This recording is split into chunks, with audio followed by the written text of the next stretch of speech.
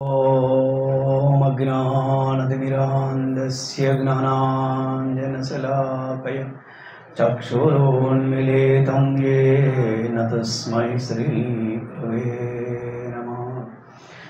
श्रीचैतन्यमनोभीष्टं स्थापितं येन भूतले स्वयं रूपः कदा मह्यं ददाति स्वपदान्तिकम्। नारायणं नमस्कृत्य नरं चैव नरोत्तमं देवीं सरस्वतीं व्यासं ततो जयमुदीरये।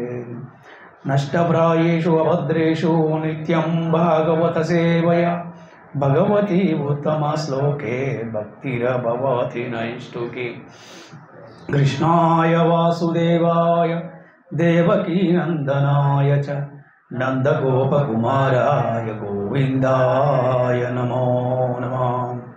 नमो विष्णुपदाय कृष्णप्रेष्ठाय भूतले श्रीमाते भक्तिवेदान्तस्वामिनिति नामिने। नमस्ते सरस्वतीदेवे गौरवाणी प्रचारिणे निर्विशेषा शून्यवादी पाश्चात्यदेशतारिणे। जय श्री कृष्ण चैतन्य प्रभु नित्यानंद श्री अद्वैत गदाधर श्रीवासादि गौरभक्तवृंद। हरे कृष्णा कृष्ण कृष्ण हरे हरे, हरे राम राम राम हरे हरे।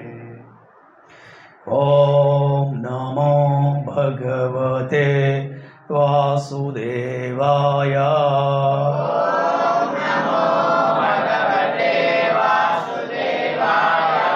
ओम नमो भगवते वासुदेवाय।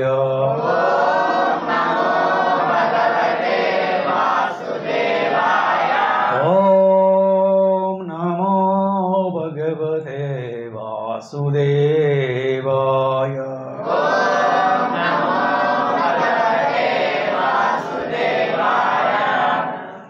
हरे कृष्ण। ఈనాటి భాగవతం క్లాస్కి వచ్చేసినటువంటి భక్తులందరికీ కూడా ఆత్మీయ ఆహ్వానం పలుకుతున్నాము। హరే కృష్ణ। సో ఈ రోజున మనము దయాపూర్ణుడు ఎవరు అనే దాని గురించి శ్రీమద్ భాగవతము 3వ స్కందము 2వ అధ్యాయము 27వ శ్లోకాన్ని మనం ఈ రోజున మనం చెప్పుకుందాము। ఆహో బకీయం స్తనకాలకూటం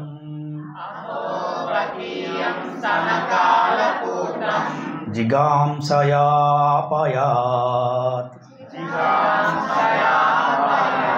अपि असाध्वीलेभे अपि one second जिगांसयपायद्यापसाध्वी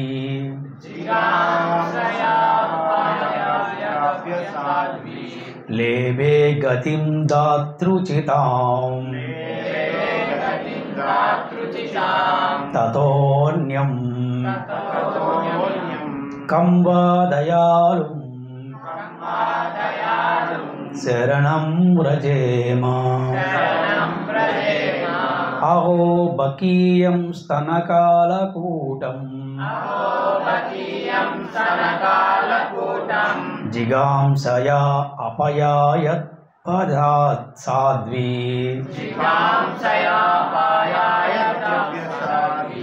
लेभे गतिं दातृचितां ततोऽन्यं कं वा दयालुं शरणं व्रजेम। अहो बकीयं स्तनकालकूटं जिगांसयपयायत् व्यासाध्वी लेभे गतिं दातृचितां ततोऽन्यं कं वा दयालुं शरणं व्रजेम।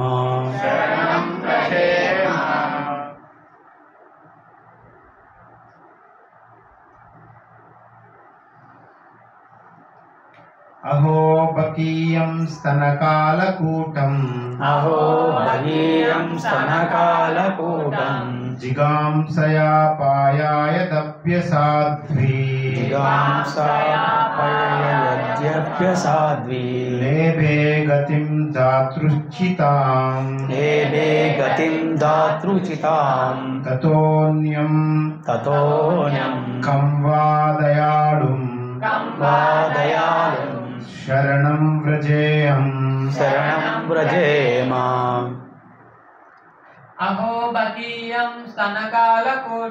అహో బకీయం స్తనకాలకూటం జిగాంసయా పాయయదప్యసాధ్వీ లేవే గతిం దాతృచితాం తతోన్యం కం వా దయాళుం శరణం వ్రజేమ మాతాజీ ఎవరికన్నా ఎవరన్నా మాతాజీస్ ఇవ్వండి మాతాజీకి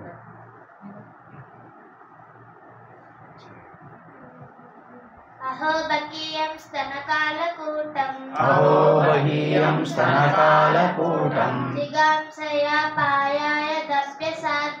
జిగాంసయా పాయాయదప్యసాధ్వీ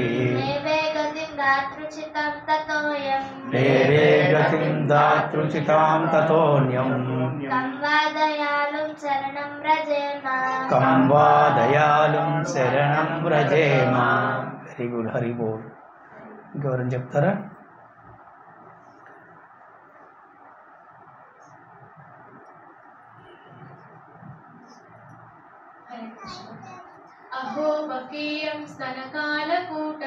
అహో బకీయం స్తనకాలకూటం జిగాంసయా పాయయదప్యసాధ్వీ లేవే గతిం దాతృచితాం తతోన్యం కం వా దయాళుం శరణం వ్రజేమ అహో బకీ రాక్షసి పూతన ఎవరైతే తన స్తనము యొక్క కాలకూటం భయంకరమగు విషము జిగాంసయా దేశముతో అపాయయత్ వసెగను అపి అయినప్పటికీ అసాధ్వి విశ్వాసహీనురాలు లేభే పొందెను గతిం గమ్యమును దాత్రి ఉచితాం దాదికి సరైన స్థానమును తతః అతనికి మించి అన్యం ఇతరుడు కం ఎవ్వరిని వా నిక్కముగా దయాళుం దయాపూర్ణుడు శరణమును వ్రజేమ నేను గైకొనగలను. అహో విశ్వాసహీనురాలై తన స్తనమును నుండి భయంకరమగు విషమును త్రాపుటకు సిద్ధపడినప్పటికీ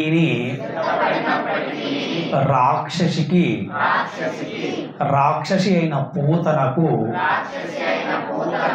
తల్లి స్థానమును ఎవరు వసగిరో అట్టివానికి మించిన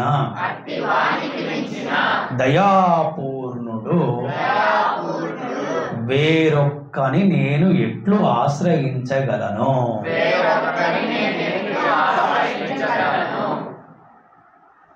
ఎవరు విశ్వాసహీనురాలు?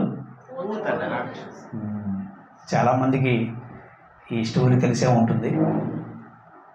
చిన్న వయసులో అంటే పాలు తాగా వయసులోనే కృష్ణుడికి శత్రువులు తయారయ్యారు.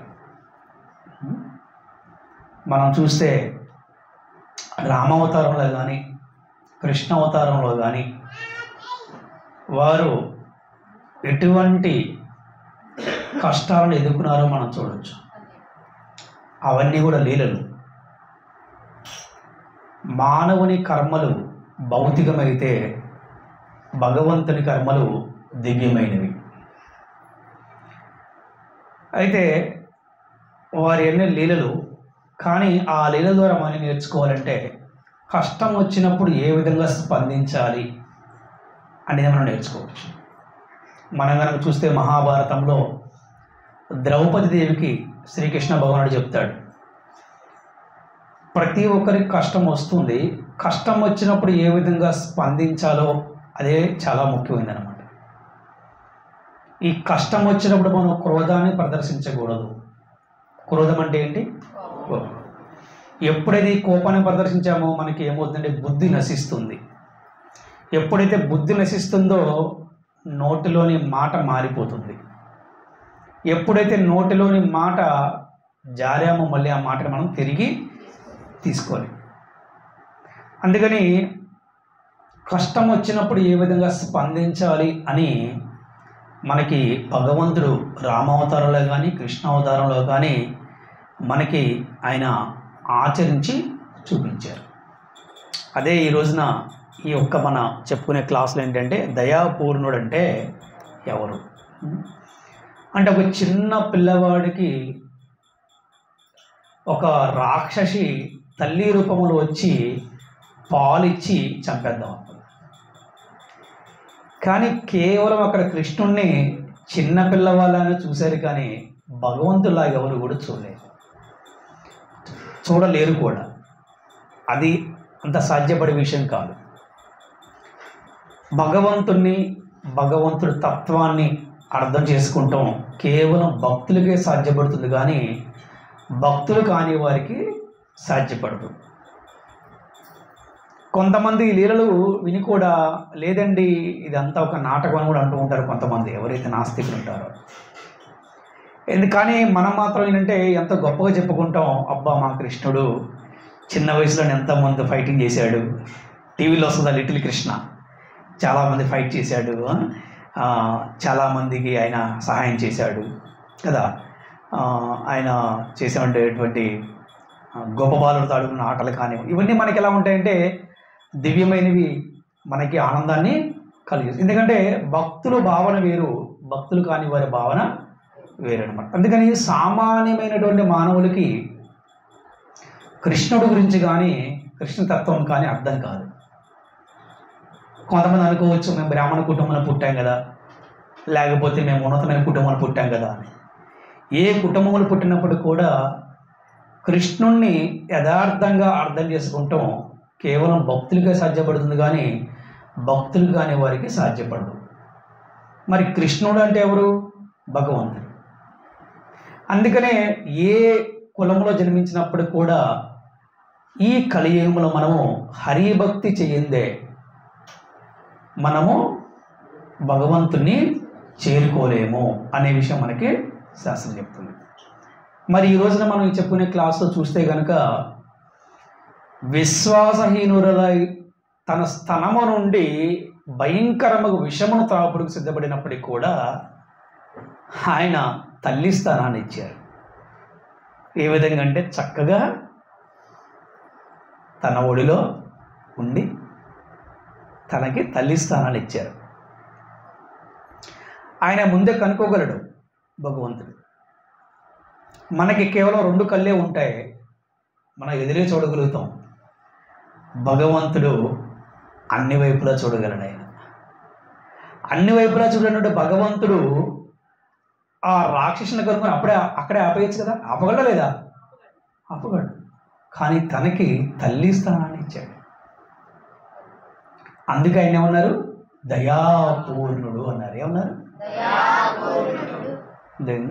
ఈరోజు మన క్లాస్ పేరు ఏంటి? దయాపూర్ణుడు.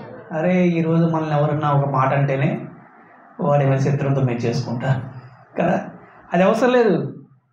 మనకు నచ్చినట్టు ఉండకపోతే వాళ్ళ మీద కోప్పడుతూ ఉంటారు.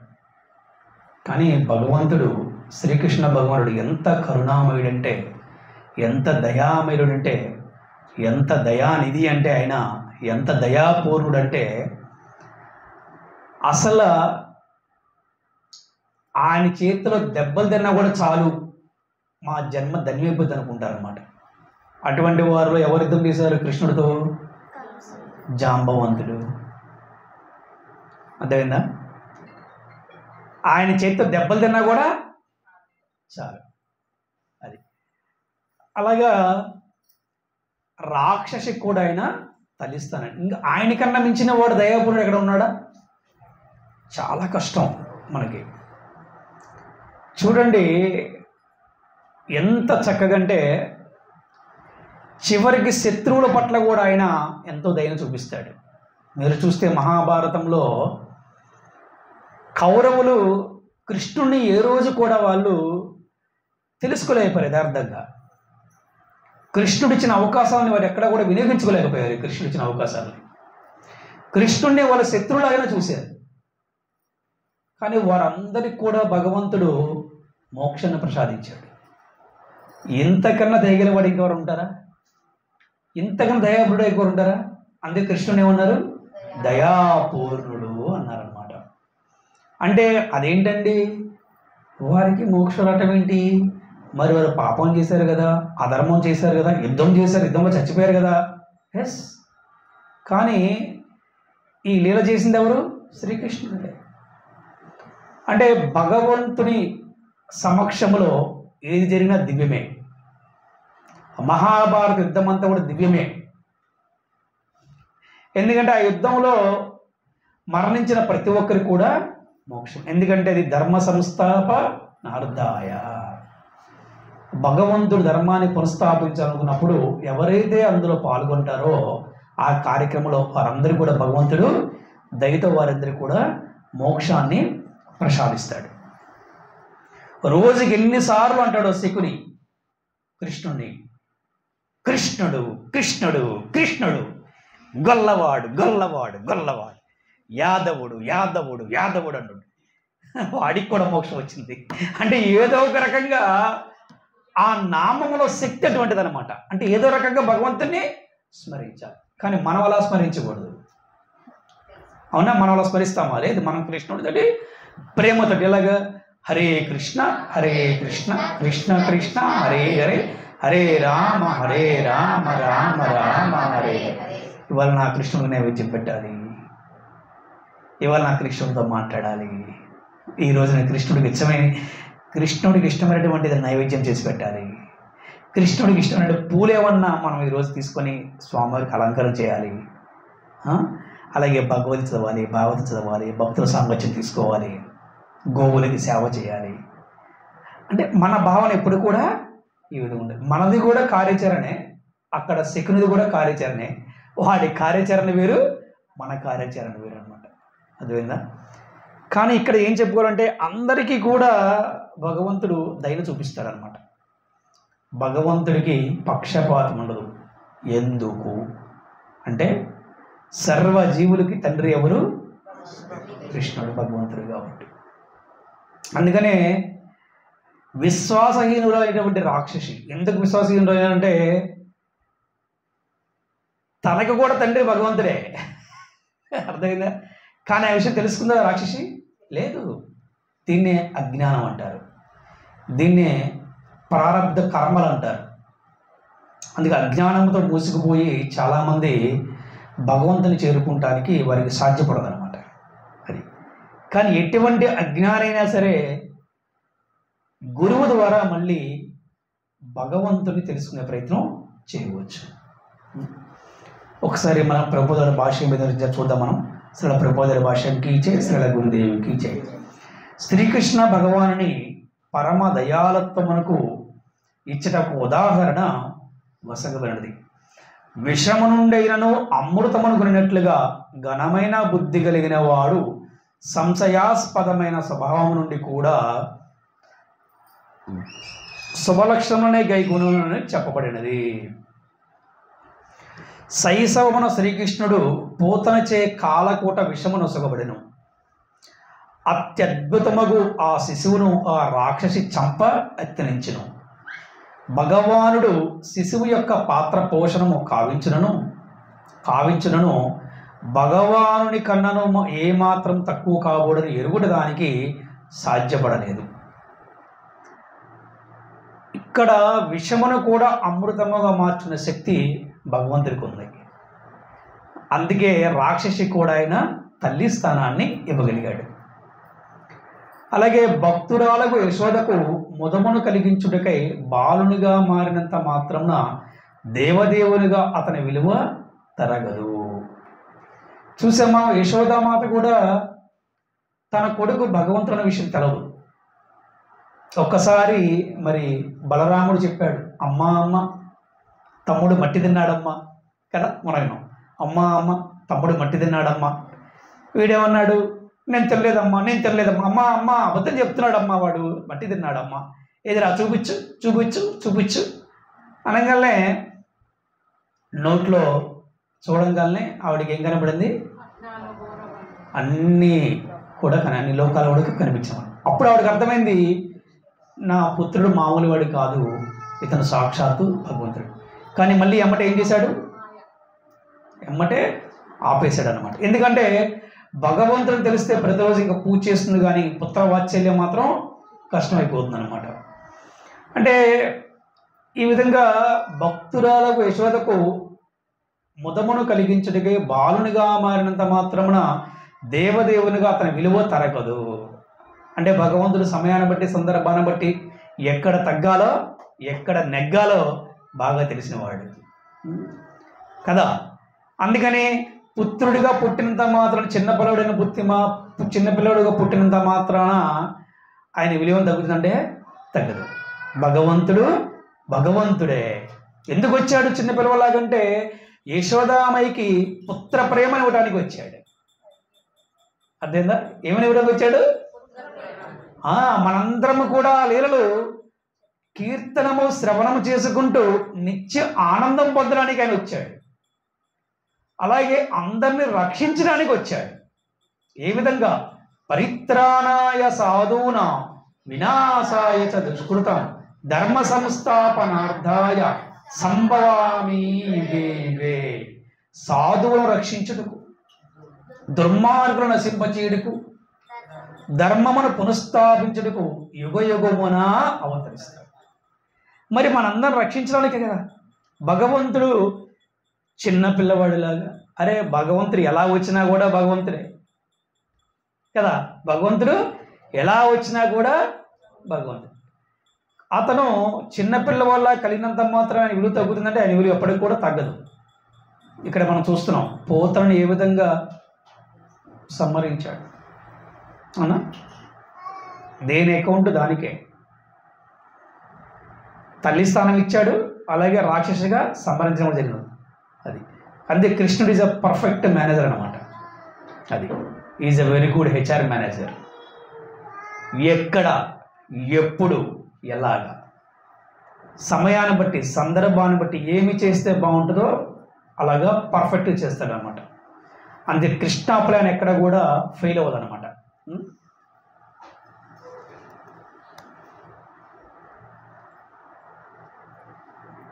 ఆ దేవదేవుడు బాలు రూపమనే పొందవచ్చును, లేదా మానవేతర రూపమనే పొందవచ్చును. అది కించిత్తు కూడా భేదమును కలిగించజాలదు. అతడు ఎల్లవేళలా దేవదేవుడే. తీవ్ర తపస్సుతో జీవుడు ఎంతగా శక్తిమైనప్పటికీ దేవదేవునితో ఎన్నడను సమానుడు కాజాలడు. మనం ఇంతకుముందు కూడా క్లాసులో కూడా చెప్పుకున్నాం. మానవుడు వేరు, భగవంతుడు వేరు. ఆత్మ వేరు, పరమాత్మ వేరు. భక్తుడు వేరు, భగవంతుడు వేరు. ఎప్పుడూ కూడా మానవుడు భగవంతుడితో సమానము కాడు. మేబీ మానవుడు కొన్ని శక్తులు ఉండవచ్చు, తాత్కాలికంగా కొన్ని సిద్ధులు ఉండవచ్చు. అంత మాత్రాన అతను భగవంతుడితో ఎప్పుడు కూడా సమానం కాడు. ఆ శక్తులు కూడా ఎక్కడి నుంచి వచ్చినాయి? భగవంతుడి నుంచే వచ్చినాయి. అర్థమైందా? రావణాసుల శక్తి ఎక్కడి నుంచి వచ్చింది? భగవంతు నుంచే. పూతన శక్తి ఎక్కడి నుంచి వచ్చింది? భగవంతు నుంచే. కంసుడు ఎక్కడి నుంచి వచ్చింది? అరే మనం కూడా చూస్తుంటాం ఇంట్లో మన దగ్గర నేర్చుకునే పిల్లలు మన దగ్గరే ప్రదర్శిస్తూ ఉంటారు అన్నమాట కదా. అట్లాగే భగవంతుడు ద్వారా శక్తిని పొంది మళ్ళీ భగవంతుడి మీదనే వాళ్ళు తిరిగి ప్రదర్శిస్తుంటే కృష్ణుడు మరి నవ్వుకుంటాడు అనమాట. అరే మీకు శక్తి ఎవరి ద్వారా వచ్చింది? నా ద్వారా వచ్చింది, కానీ మీరు నా దగ్గరే మీ శక్తిని ప్రదర్శిస్తున్నారు. కానీ భగవంతుని ఎవరైనా జయించగలిగారా? It is impossible. కానీ ఆయన భక్త వత్సలుడు. భక్తులకు కోరిక తీర్చడం కోసం, భక్తులను ఆనందింపజేయడం కోసం, భక్తులను సంతోషించబడడం కోసం ఆయన కొన్నిసార్లు చిన్న పిల్లవాడిలాగా, కొన్నిసార్లు ఓడిపోయినట్టుగా, కొన్నిసార్లు పారిపోయినట్లుగా, అవునా, లీల చేస్తూ ఉంటారు. ఎందుకంటే మనం చెప్పుకోవాలి కదా, ఏదో రకంగా మన కృష్ణుని గుర్తుంచుకోవాలి, ఏదో కృష్ణుడి గురించి మనం స్మరిస్తూ ఉండాలి కదా.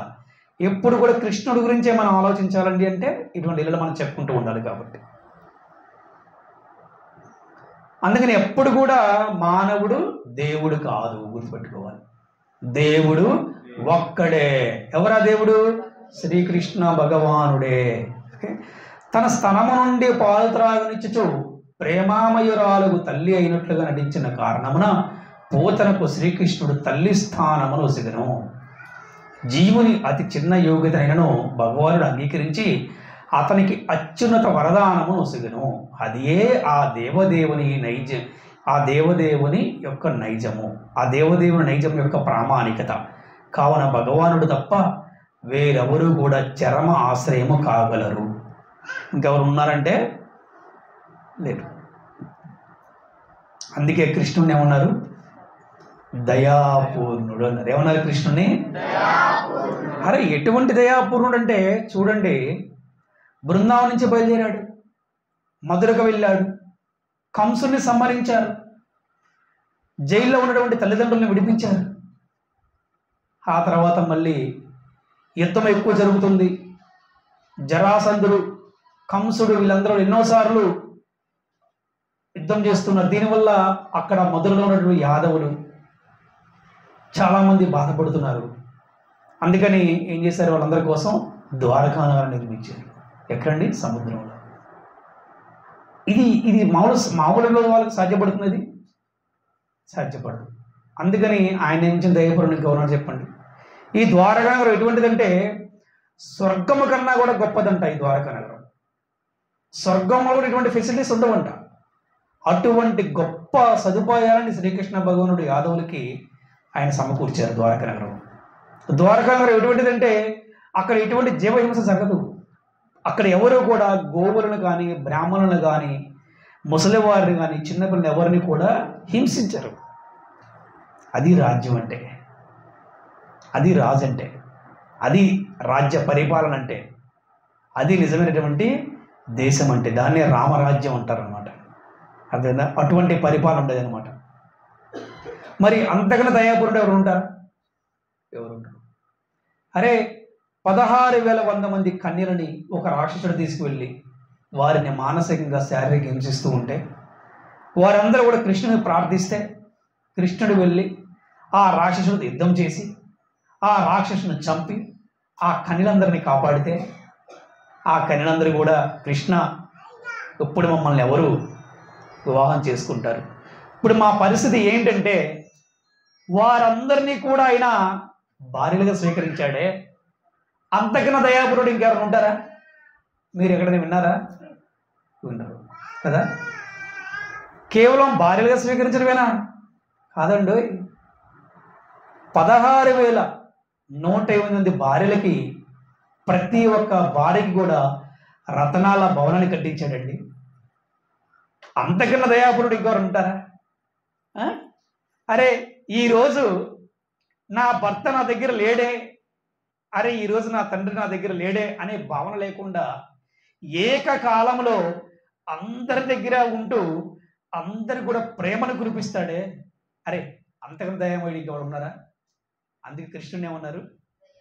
గట్టి చెప్పండి, ఇంకొకసారి చెప్పండి, ఇంకొకసారి చెప్పండి. ఆయనే పూర్ణుడు అంటేనే కృష్ణుడు. అందుకే పురుషోత్తముడు ఆయనే, పూర్ణ పురుషోత్తముడు ఆయనే, లక్ష్మీనిధి ఆయనే, విద్యానిధి ఆయనే, దయానిధి ఆయనే, కరుణానిధి ఆయనే, ప్రేమనిధి ఆయనే, అన్ని నిధులకు నిధి కూడా ఆయనే. ఓకేనా? ఈశ్వర పరమ కృష్ణ సచ్చిదానంద విగ్రహ అనాదిరాది గోవింద సర్వకారణ కారణం కదా, సర్వకారణ కారణం. అందుకని మనందరికి శక్తి ఎక్కడి నుంచి వస్తుంది? దేవతల శక్తి ఎక్కడి నుంచి వస్తుంది? అవునా? సకల జీవులకు శక్తి ఎక్కడి నుంచి వస్తుంది? చెట్టుకి, పుట్టకి, నదికి, సముద్రానికి కదా, బ్రాహ్మలకి, క్షత్రియుడికి, వైశ్యులకి, శూద్రులకి, బ్రహ్మకి, శివుడికి, నారదుడికి, వేదవ్యాసుడికి, అరే సమస్తం అన్నమాట. అందుకే ఉంటారు వాట్ నాట్ ఈజ్ ఎవ్రీథింగ్ కదా. ఎక్కడ కృష్ణుడు ఎక్కడ లేడంటే ప్రతి చోట ఉన్నాడు. అందుకే ఉన్నారండి సర్వం కృష్ణమయం కృష్ణం వందే జగద్గురు అన్నారు. అందుకని కృష్ణుడిని మించినటువంటి దయాపూర్ణుడు ఇంకెవరు ఉంటారంటే ఎవరుంటారు చెప్పండి? అందుకే ఏ చిన్న సేవ చేసినప్పుడు కూడా ఒక పెద్ద లాభాన్ని కృష్ణుడు ఇస్తాడు. అయితే మనం ఏ లాభాన్ని కోరుకోవాలంటే ఆధ్యాత్మిక లాభాన్ని కోరుకోవాలి, కానీ భౌతికమైన లాభాన్ని మనం కోరుకోకూడదు. భౌతికమైనది కూడా ఇస్తాడు. ఎప్పుడైతే పిల్లవాడికి సమయాన్ని బట్టి, సందర్భాన్ని బట్టి ఎంత అవసరమో అంతే ఇస్తారు తల్లిదండ్రులు, ఎందుకంటే వాడు మళ్ళీ తప్పుదారిలో పడిపోతాడని చెప్పేసి.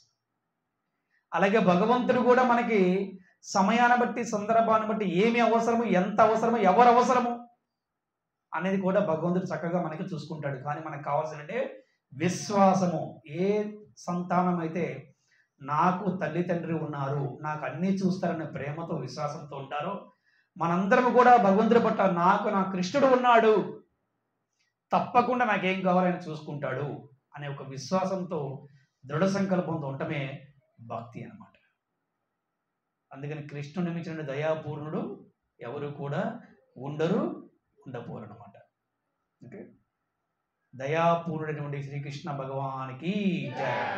హరే కృష్ణ హరే కృష్ణ కృష్ణ కృష్ణ హరే హరే రామ రామ రామ హరే హరే కృష్ణ కృష్ణ కృష్ణ హరే హరే హరే రామ రామ రామ హరే హరే హరే కృష్ణ కృష్ణ కృష్ణ హరే హరే హరే రామ రామ రామ. శ్రీల ప్రభుపాద్ की जय, శ్రీల గురుదేవ్ की जय. అనంత కోటి